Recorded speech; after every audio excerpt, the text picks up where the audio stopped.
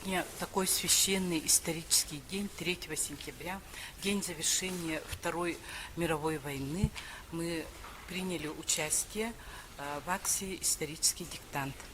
Эта акция привлекает большое количество людей. Отрадно, что в этой акции, которая проводится 4-й год в нашей стране, сегодня приняли в Якутске еще больше участников для того, чтобы знать историю своего Отечества, для того, чтобы повысить историческую грамотность, повысить уровень патриотического воспитания молодежи. Такие проекты очень имеют глубокую значимость и важность. Сегодня среди тех, которые участвуют в акции, мы видим и военнослужащих, и студентов, и учащихся, и пенсионеров, и людей разных профессий.